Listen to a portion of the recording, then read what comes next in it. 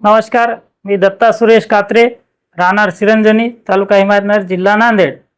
आगामी ग्रामपंचायत निवडणूक 2026 ग्रामविकासाचा ध्यास हाच आमचा विश्वास।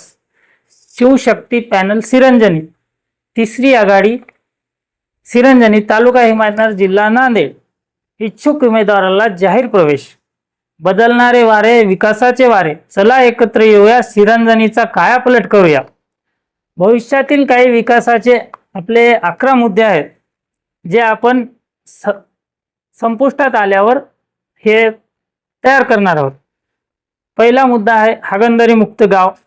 दुसरा मुद्दा आहे आधुनिक व्यायामशाळा।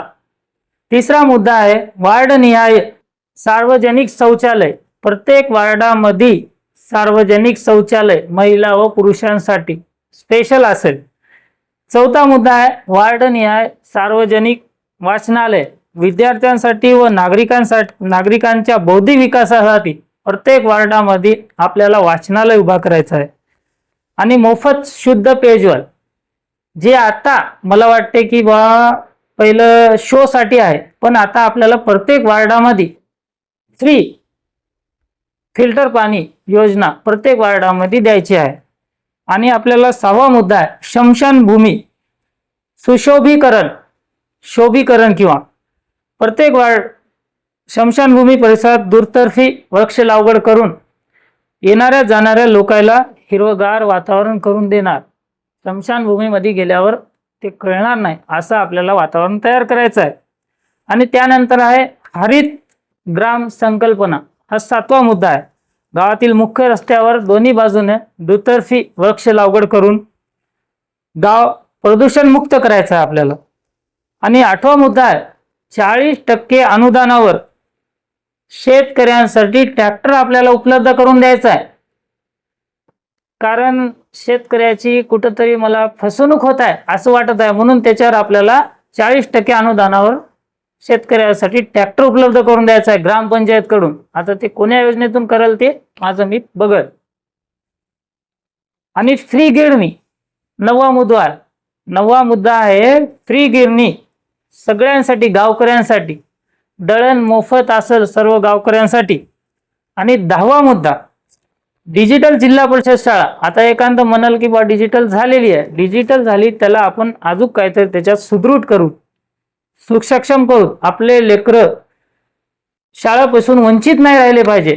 तांड्या वस्त्याचे कुठले असेल, कोणी शाळेत गेला असेल त्याला धरून आणून आपण शाळेत टाकून त्याला डिजिटल शाळेचं साक्षरता अभियान मध्ये त्याला मोडून घेऊ आपण। आणि डिजिटल अंगणवाडी, याच्यातलाच मुद्दा दुसरा, जे छोटे मोठे लेकरं आहेत त्याला आपल्याला प्रत्येक लेकराला कुठल्या बी तंड्यावाडीत वस्तीतला असेल, आपल्या गावातला असेल, गावाच्या बाहेर शेतामार्फत रानात राहणारे लेकरं असतील त्याला आणून अंगणवाडीमध्ये प्रवेश करून प्रत्येकाला आपल्याला मुलांच्या उज्ज्वल भविष्य कसं उज्ज्वल होईल याच्याकडे लक्ष द्यायचं। आणि आपला लास्ट म्हणजे 11वा मुद्दा हर घर जल मिशन। आतापर्यंत आपल्या गावामध्ये पाणी नाही आहे, पण ते वेळेला येत नाही। फक्त आपण घरपट्टी आणि नळपट्टी भरत आलो, पण पाणी कोणाला नाही। पण याच्यानंतर प्रत्येक घरी माझ्या मते सकाळी 7 वाजता पाणी आलंच पाहिजे आणि संध्याकाळी 7 वाजता आलंच पाहिजे। हे 2 टाइम आपण पाणी प्रत्येकाला देऊ। आणि मेन मुद्दा, मी जे नवतरुण आहोत, युवक आहोत, मला या राजकारणात उतरायचं कारण की आतापर्यंत आपण जे विकास बघितला ते विकास कुठेतरी मला असं वाटते की आपल्या गावाचा विकास झाला नाही। आणि आता दुसऱ्या ग्रामपंचायतचं नाव घ्यायचं म्हणलं तर भास्करराव पेरे या ग्रामपंचायतमध्ये मी स्वतः जाऊन बघितलं।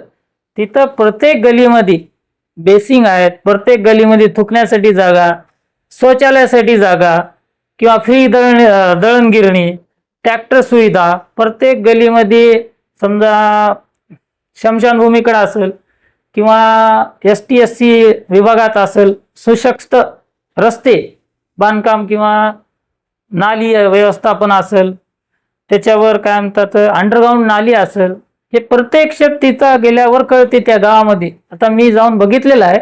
आता त्या गावासारखं आपलं गाव करायचा माझा एक निश्चय आहे। तेवढं नाही होणार, पण 50% माझी शाश्वती आहे तुम्हाला की हे मी 11ला 11 मुद्दे तुमच्या पुढे सादर करेल। आणि आपल्या समजा सांडपाणी असेल त्याचं व्यवस्थापन करणार, समजा बरसातीमध्ये आपल्याला डेंगू मच्छर काही होतील त्याच्यावर काय औषधी उपचार करणार.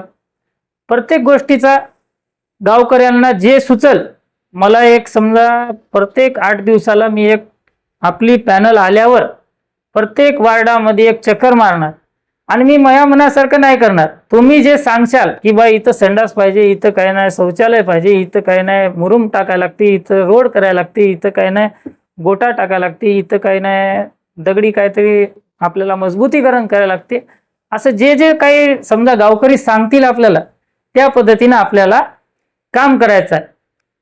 आणि इतके दिवस काय झालं मला म्हणायचं नाही. आता वर्षानुवर्षी काही नाही आपल्याला काही नाही पाणी पुरवठ्यासाठी नळपट्टी घेतलीसाठी घरपट्टी घेतलीसाठी पण आपल्याला पाणी सुद्धा भेटत नाही आणि काही भेटत नाही. आणि प्रत्येक वर्षी नळ पाईपलाईन खराब झाली म्हणून दुरुस्तीसाठी शासनाकडून पैसे येतात, पण पाणी कोणालाच येत नाही. याच्यावर कोणी बोलायला तयार नाही. आणि आता आपल्या इथं सिरंजनी या गावामध्ये शोभा करण्यासाठी किंवा शोभा दाखवण्यासाठी मोफत शुद्ध पेयजल म्हणून तिथं दाखवलेलं आहे वॉटर प्लांट, आणि त्याला सुद्धा 5 रुपये चार्ज घेतलेला आहे. आपल्याला हे टोटल फ्री करायचं आणि प्रत्येक वार्डामध्ये जनतेला प्रत्येक वार्डात पेयजल शुद्ध पाणी द्यायचं आहे आपल्याला. बस. नमस्कार.